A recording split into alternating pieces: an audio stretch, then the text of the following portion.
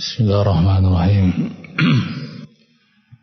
إن الحمد لله نحمده ونستعينه ونستغفره ونعوذ بالله من شرور أنفسنا وسيئات أعمالنا من يهده الله فلا مضل له ومن يضلل فلا هادي له وأشهد أن لا إله إلا الله وحده لا شريك له وأشهد أن محمدا عبده ورسوله يا أيها الذين آمنوا اتقوا الله حق تقاته ولا تموتن إلا وأنتم مسلمون يا أيها الناس اتقوا ربكم الذي خلقكم من نفس واحدة وخلق منها زوجها وبث منهما رجالا كثيرا ونساء واتقوا الله الذي تساءلون به والأرحام إن الله كان عليكم رقيبا يا أيها الذين آمنوا اتقوا الله وقولوا قولا سديدا يصلح لكم أعمالكم ويغفر لكم ذنوبكم ومن يطع الله ورسوله فقد فاز فوزا عظيما أما بعد Ikhwani fiddin rahimakumullah. Alhamdulillah yang telah memberikan kepada kita kemudahan untuk menjalankan tuntunan dan syariat Islam. Alhamdulillah Allah telah memberikan karunia kepada kita, karunia yang sangat-sangat besar, yaitu kita diberi kesempatan untuk beribadah di bulan Ramadan, yang ini merupakan taufik dan nikmat yang sangat besar bagi kita semua. Ayyuhal ikhwah rahimakumullah,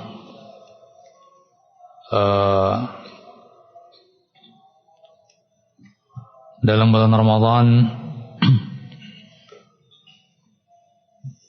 terbuka peluang untuk beramal dengan berbagai macam amal soleh, dan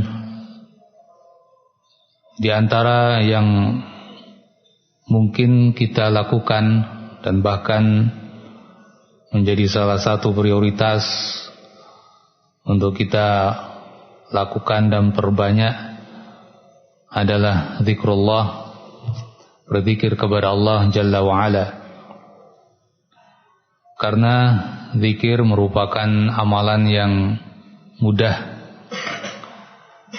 dan untuk mengamalkannya waktunya sangat fleksibel. Mungkin kita melakukan zikrullah dengan berbagai macam kondisi kita. Bahkan Allah Azza wa Jalla mengatakan alladzina yadhkurunallaha qiyaman wa qu'udan wa 'ala junubihim. Orang-orang yang yadhkurunallah, berzikir kepada Allah, qiyaman, dalam keadaan berdiri, wa qu'udan, dalam keadaan duduk, wa 'ala junubihim, dan dalam keadaan berbaring. Artinya bahwa zikrullah bisa dilakukan pada berbagai macam kondisi tersebut.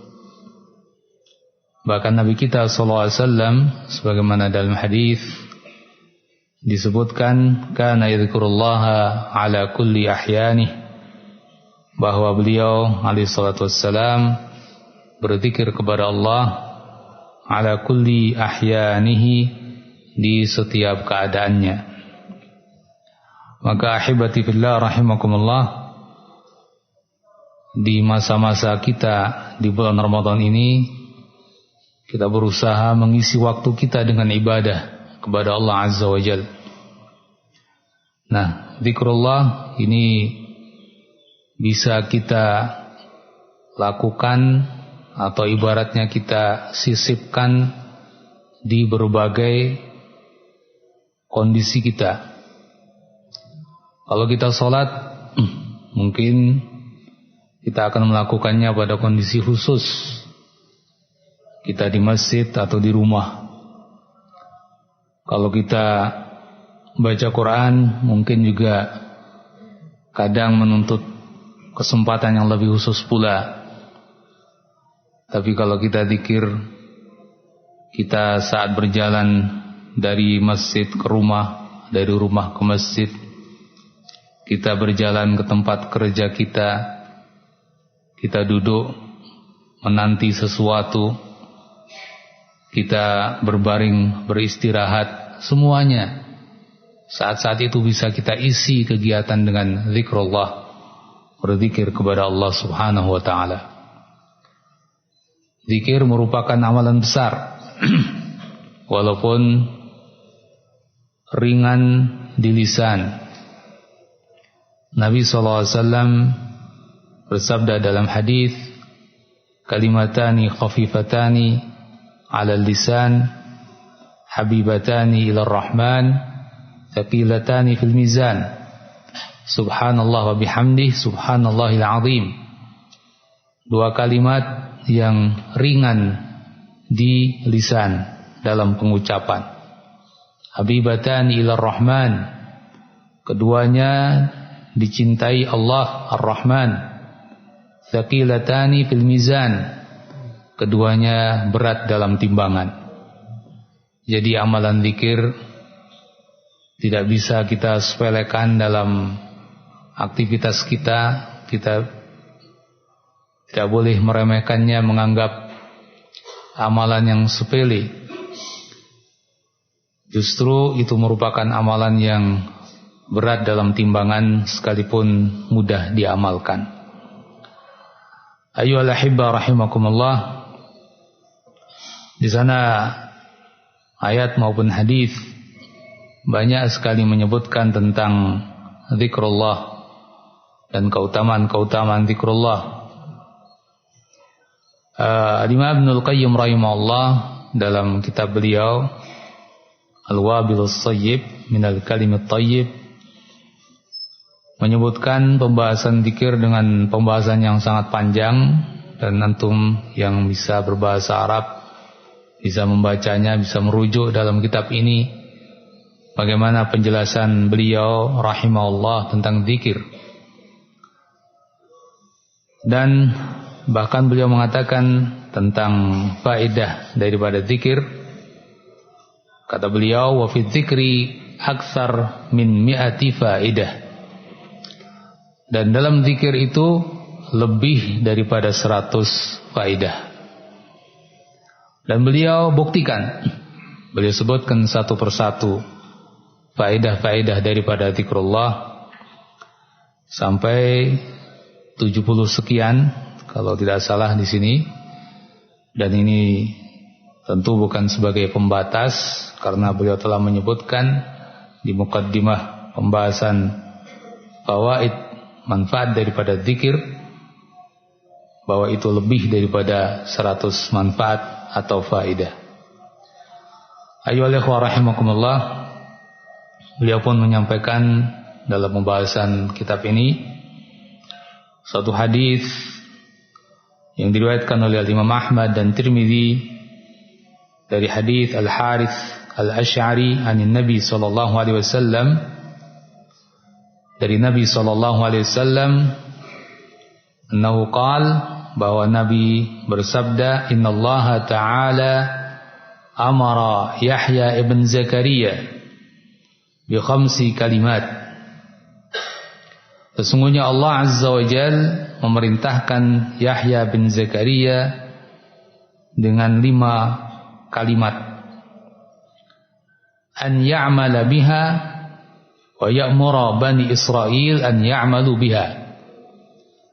Agar Yahya bin Zakaria mengamalkan 5 perintah tersebut dan memerintahkan kepada Bani Israel agar juga mengamalkannya. Kemudian disebutkan ya hadis ini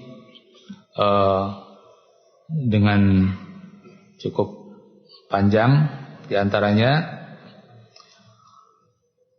beliau mengatakan, fa innallaha amarakum bis-shalah, dan sesungguhnya Allah merintahkan kalian untuk salat.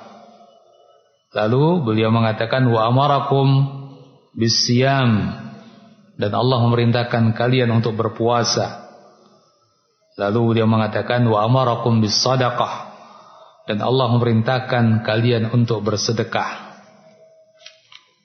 Kemudian wa amarakum an tadhkurullah, wa amarakum an tadhkurullah, dan Allah memerintahkan kalian agar kalian berzikir kepada Allah.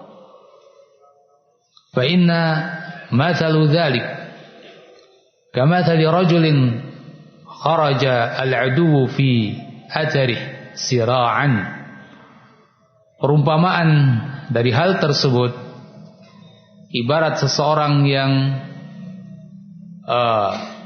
dikejar oleh musuh, mengikuti jejaknya dengan cepat.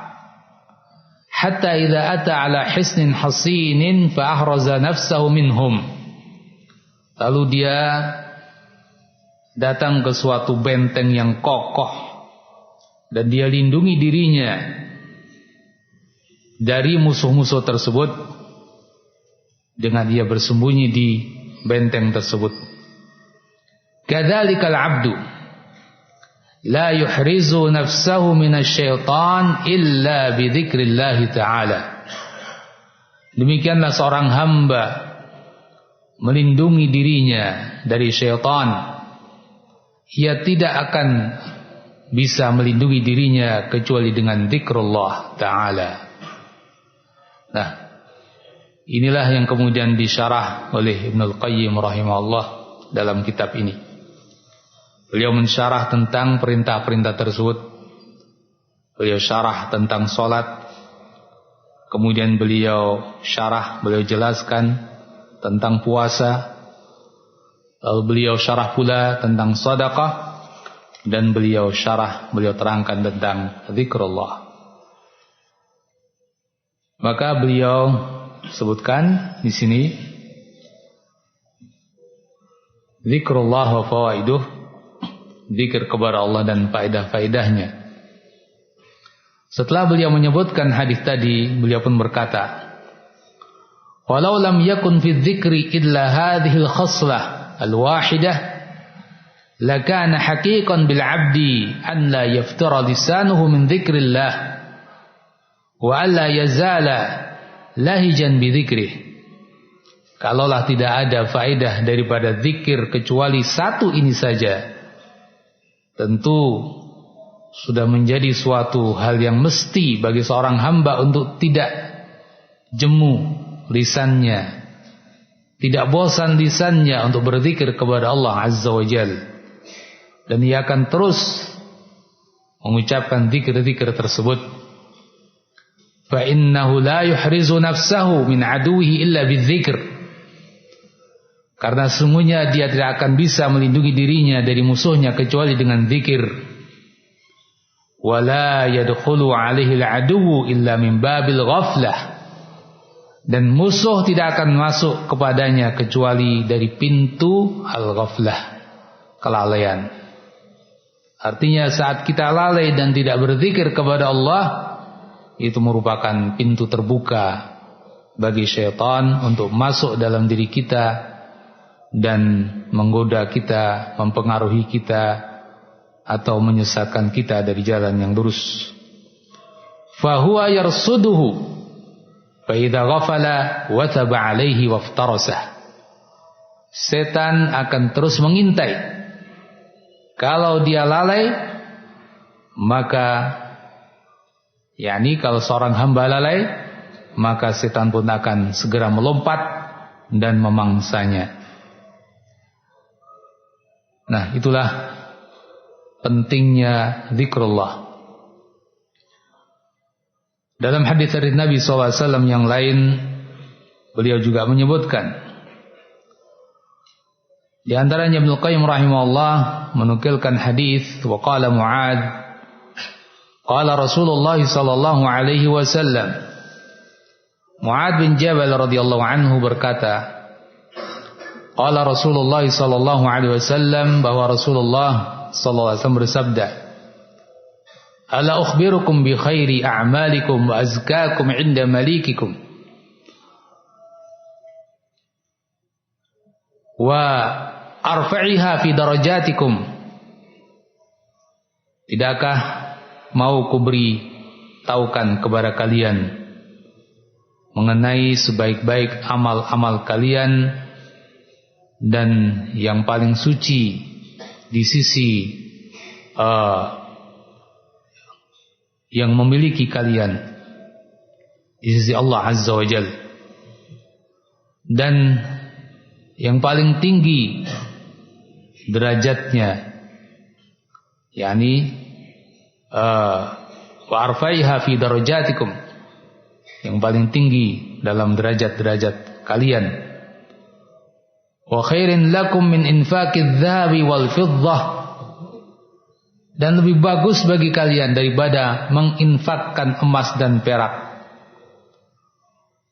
Wa min antal qaw aduwakum fatadribu a'naqahum wa yadribu a'naqakum, dan lebih baik daripada kalian bertemu musuh kalian lalu kalian menebas leher-leher mereka dan mereka pun menebas leher-leher kalian, yakni berjihad fisabilillah hingga wafat.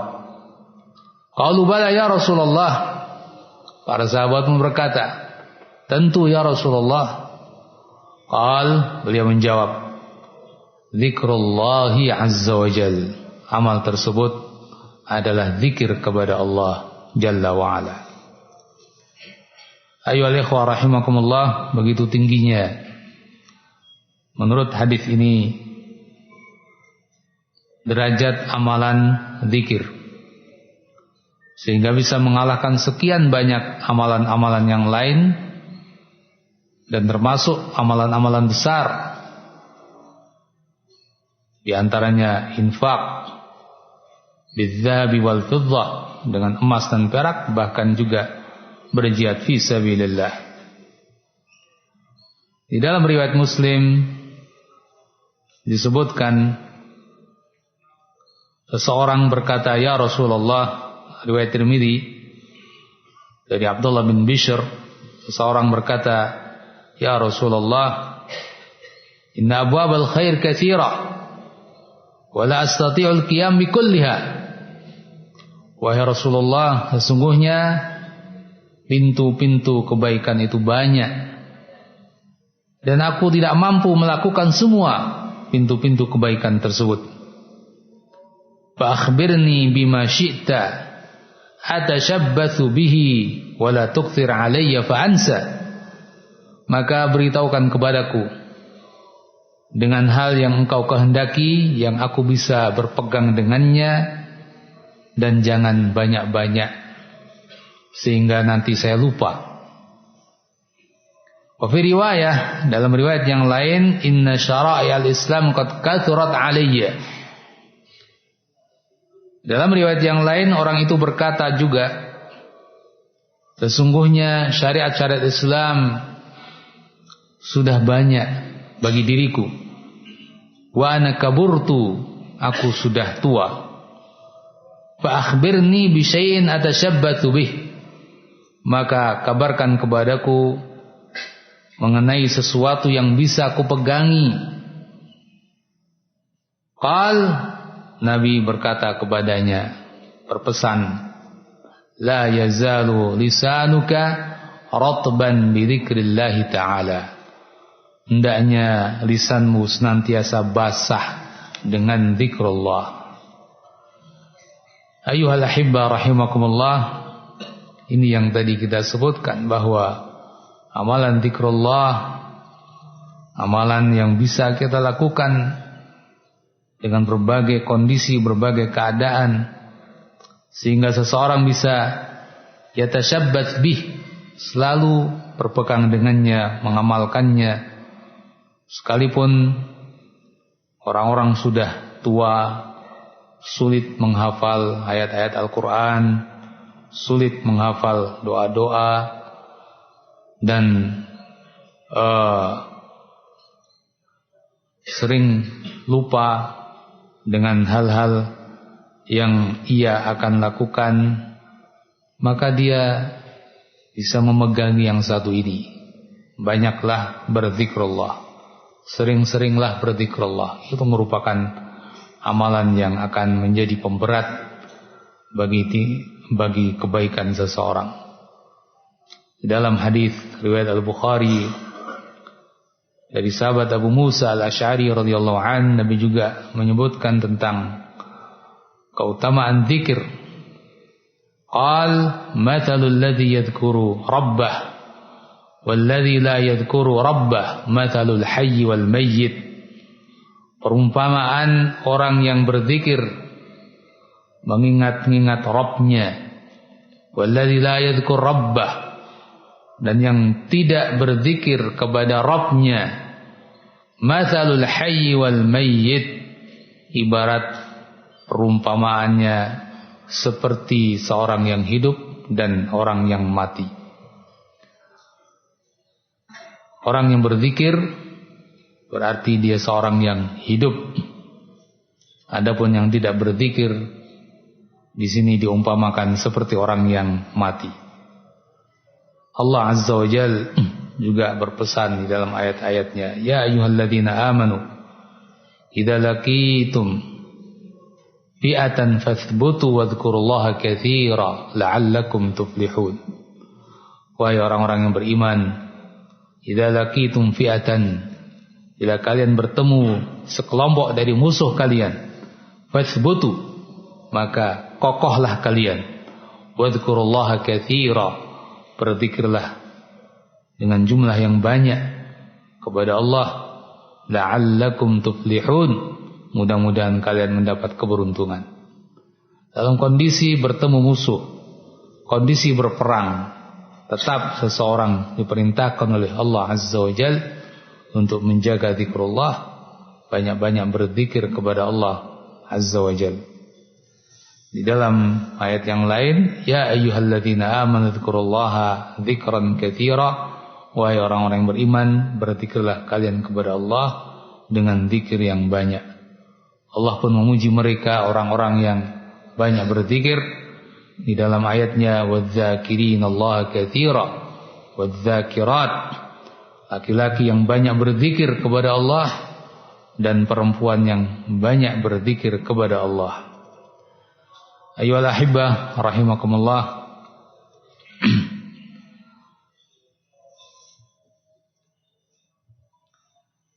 Kemudian Ibnu Qayyim rahimahullah pun memberikan anjuran dan bimbingan kepada kita terkait dengan syariat untuk banyak berzikir kepada Allah, dan agar kita terus bisa juga istiqamah dalam zikir tersebut, kita pun dianjurkan untuk mencari teman-teman yang suka berzikir. Fa idza arada al-'abdu an yaqtadiya bi rajulin falyanzur hal huwa min ahli dzikri aw min ahli al-ghafilin aw min al-ghafilin. Kalau seorang hamba ingin meneladani seseorang, mengikuti seseorang, mencari teman, lihat apakah dia termasuk orang yang suka berzikir, au minal ghafilin, atau dia orang yang suka lalai dari zikrullah. Wa halil hakim alaihi al-hawa awil wahyi, apakah yang menguasai orang itu hawa nafsunya atau wahyu Allah yang menguasai dia? Fa in kana al-hakim alaihi huwal hawa wa huwa min ahli al-ghaflah kana amruhu furta, wa ma'na al-furt qad fussira bit-tadyi'. Kalau orang itu ternyata orang yang dikuasai oleh hawa nafsunya, dia termasuk orang-orang yang suka lalai, maka urusannya furta, yakni tadyi', sia-sia. Orang yang seperti itu tentu tidak pantas bagi kita untuk menjadikannya sebagai teladan bagi kita. Dan Allah Azza wa Jalla berfirman di dalam ayatnya, wala tuti' man aghfalna qalbahu an dzikrina wattaba'a hawah wa kana amruhu furuta. dan jangan engkau mengikuti orang-orang yang kami lalaikan qalbunya dari zikir kepada kami. Wattaba'a hawah, dan ia mengikuti hawa nafsunya. Wa kana amruhu furuta, dan urusannya furuta, yakni sia-sia. Ayyuhal ahibba rahimakumullah. Setelah hal-hal tersebut dijelaskan oleh Ibnu Qayyim rahimahullah, beliau kemudian menyebutkan satu demi satu daripada fawaid az-zikr. Di antaranya yang pertama, ihdaha, salah satu dari manfaat zikir itu adalah annahu yatrudu syaitan wa yukmi'uhu wa yuksiruhu, bahwa zikir akan mengusir dan menjauhkan syaitan, menekan bahkan memecahkan syaitan. Ats-tsaniyah, yang kedua, annahu yurdir rahman azza wa jal, bahwa zikir akan membuat ridha ar-Rahman azza wa jal, menjadikan Allah ridha kepada mereka orang-orang yang berzikir. Ats-tsalisah, yang ketiga, annahu yuzilul ham wal gham 'anil qalbi, bahwa zikir akan menghilangkan kegalauan, akan menghilangkan kesedihan dari kalbu. Ala bi dzikrillah tatmainnul qulub, ketahuilah dengan zikir maka kalbu akan tentram. Ar-rabi'ah, yang keempat, annahu yajlibu lil qalbi al-faraha was-surura wal-bast, bahwa zikir itu akan mendatangkan bagi kalbu seseorang rasa bahagia, senang, dan lapang dada. Al-khamisah, yang kelima, annahu yuqawwil qalba wal badan, bahwa zikir ini akan menguatkan kalbu seseorang dan bahkan fisik seseorang. Ya, ini yang mungkin terkadang di luar pembahasan orang-orang pada umumnya. Mereka yang ingin fisiknya kuat tidak pernah menyebutkan salah satu sebabnya adalah zikir. Yang disebutkan bahwa orang yang ingin kuat fisiknya, dia harus makan ini, makan itu, olahraga ini, olahraga itu. Terlewatkan dari mereka zikrullah.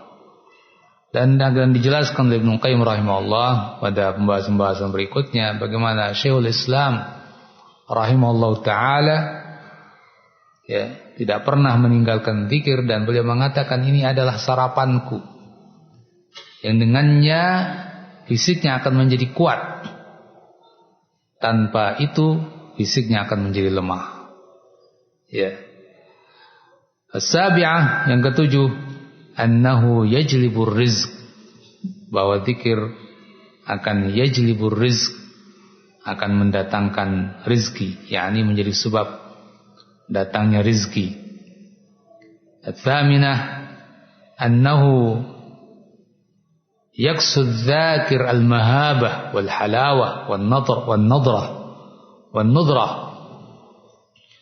bahwa zikir akan menyelimuti orang yang berzikir dengan mahabah, kewibawaan, wal halawah, yakni keindahan, mungkin begitu, wan nadrah, dan keindahan. At-tasi'ah, annahu yurithuhu al-mahabbah allati hiya ruhul Islam wa qatbu ruhad din wa madaru as-sa'adah wan najah, bahwa zikrullah akan mewariskan rasa cinta, yakni wallahu alam, maksud beliau kepada agama ini, yang itu merupakan ruhul Islam, ruh dari agama Islam, wa qatbu ruhad din, poros daripada agama, wa madarus sa'adati wan najah, dan poros daripada kebahagiaan dan keselamatan. Wa qad ja'ala Allahu likulli syai'in sababan wa ja'ala sababal mahabbah dawamad dzikr. Allah Azza wa Jalla telah menjadikan bagi tiap-tiap sesuatu itu sebab, dan Allah menjadikan sebab munculnya rasa cinta tersebut adalah dawamud dzikr, senantiasa berzikir. Wa man arada an yanala mahabbatallah falyulhij bi dzikrihi. Maka kalau begitu, siapa yang ingin mendapatkan kecintaan Allah kepada dirinya, hendaknya dia yulhij bidzikrihi, terus dan senantiasa berzikir kepada Allah Subhanahu wa taala. Al-ashirah, yang ke-10, annahu yurithuhul muraqabah hatta yudkhilahu fi babil ihsan, bahwa zikrullah akan mewariskan kepada orang yang berzikir al-muraqabah, sikap al-muraqabah, merasa diawasi oleh Allah Azza wa Jalla, senantiasa merasa bahwa Allah mengawasinya, hatta yudkhilahu fi babil ihsan, sehingga ini akan memasukkan dia ke dalam pintu al-ihsan. Ketika seseorang memiliki sikap muraqabah, merasa senantiasa diawasi oleh Allah Azza wa Jalla, maka dia akan meningkat kepada tingkatan tinggi dalam beragama ini, yaitu akan sampai pada tingkatan al-ihsan. Faya'budu Allaha ka'annaka yarah, sehingga dia ketika ibadah kepada Allah Azza wa Jalla seolah-olah melihatnya. Seperti dalam hadis, fa illam takun tarahu fa innahu yarak.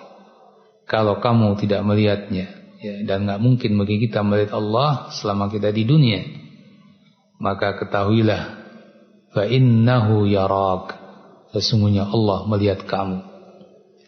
Nah, ketika seorang hamba dalam ibadahnya kepada Allah Azza wa Jalla memiliki perasaan tersebut, dia diawasi oleh Allah, dilihat olehnya, bacaan-bacaannya didengar olehnya, maka ini akan membuat ia lebih khusyuk di dalam ibadah, sehingga dengan itu dia mencapai tingkatan al-ihsan tersebut. Wala sabila lil ghafil 'anil dzikri ila maqamil ihsan. Sementara bagi orang yang ghafil, yang lalai, tidak pernah zikir kepada Allah atau jarang zikir kepada Allah, maka dia tidak akan punya jalan untuk menuju tingkatan al-ihsan. Tidak mungkin akan mencapai tingkatan al-ihsan sementara dia memiliki qalbun ghafil, qalbu yang lalai, senantiasa lalai, ya, tidak pernah zikrullah, dalam salatnya pun lalai dari zikrullah, dalam doanya pun lalai daripada zikrullah, bahkan dalam zikirnya pun lalai. Bagaimana dalam zikirnya lalai? Ya, lisannya mengucapkan kalimat-kalimat zikir, tapi kalbunya entah kemana. Ya, jadi dalam zikir pun dia pun lalai. Nah, bagaimana mungkin seseorang yang seperti itu akan mencapai martabat al-ihsan, tingkatan al-ihsan? Kama la sabila lil qa'id ila al-wusul ila al-bait. Ibarat seorang yang duduk saja, bagaimana mungkin akan sampai pulang ke rumahnya? Al-hadiyata asyarah, yang ke-11, annahu yurithuhul inabah, bahwa zikrullah akan mewariskan sikap al-inabah, Al-inabah yani ar-ruju' ila Allah, senantiasa akan kembali kepada Allah. Yani dengan kata lain semacam taubat, taubah, kembali, taubat kepada Allah Azza wa Jalla. Ketika dia lalai, segera kembali. Apalagi ketika dia jatuh dalam dosa, segera kembali. Inilah al-inabah, wat-taubah, war-ruju' ila Allah, kembali kepada Allah. Famata aktsara ar-ruju' ilaih bi dzikrihi awrathahu dzalika ruju'ahu bi qalbihi ilaihi fi kulli ahwalihi. Orang yang memperbanyak kembali kepada Allah, artinya dia akan membiasakan kembali kepada Allah, bertaubat kepadanya, taubat kepadanya. Maka awrathahu dzalika ruju'ahu biqalbihi ilaih, akan membuat kalbunya pun menghadap kepada Allah senantiasa seperti itu. Fi kulli ahwalih, di tiap-tiap keadaannya. Ya. Fayabqallahu azza wa jalla mafza'ahu wa malja'ah, sehingga senantiasa Allah azza wa jalla menjadi tempat dia bergantung, tempat dia berlindung. Wa maladahu wa ma'adah wa qiblatu qalbi wa qiblata qalbi wa mahrabah inda nawazili wal balaya. Senantiasa berkiblat kepada Allah, senantiasa lari kepadanya di saat an-nawazil wal balaya, ketika ada bencana, ketika ada ujian, cobaan, terus senantiasa berlindung kepada Allah, kembali kepadanya dan mohon perlindungannya. Atsaniyata asyara annahu yurithuhu al-qurba minhu wa ala qadri dzikrihi lillahi azza wa jalla yakunu qurbahu minhu wa ala qadri ghaflatihi yakunu bu'dahu minhu.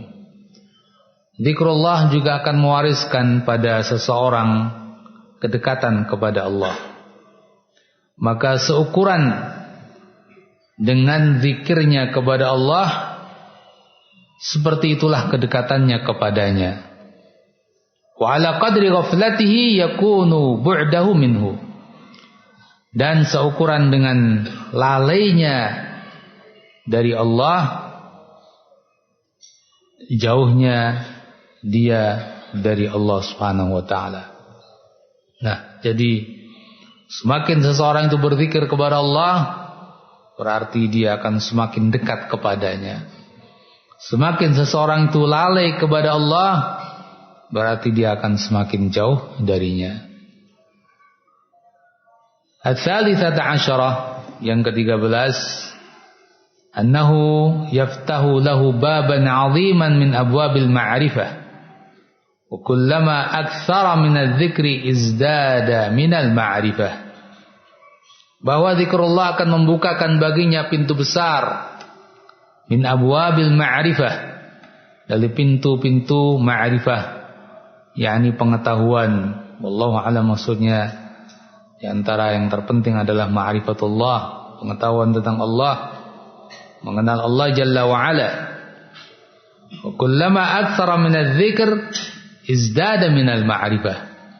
Semakin banyak zikirnya kepada Allah, semakin luas pula ma'rifatullahnya, semakin mengenal Allah Subhanahu wa ta'ala. Ar-rabi'ata asyarah, yang ke-14, annahu yurithul haibah li rabbih azza wa jal wa ijlalih. Bahwa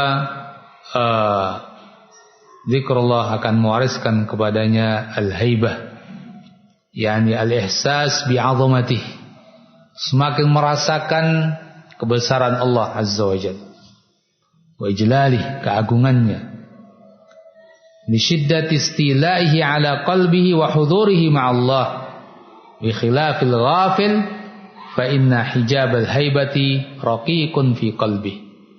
Karena kalbunya telah dikuasai oleh zikrullah, senantiasa hadir dan mengingat Allah Azza wa Jalla. Berbeda dengan orang yang ghafil, maka ia akan tertutup ya, dan akan tipis ya haibah.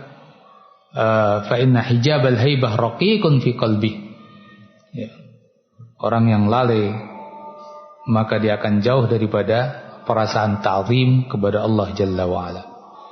Demikianlah faedah-faedah zikir. Semoga Allah Azza wa Jalla memberikan bagi kita taufiknya untuk menjadi orang-orang yang zakirin Allah katsira, orang-orang yang banyak berzikir kepada Allah Jalla wa Ala.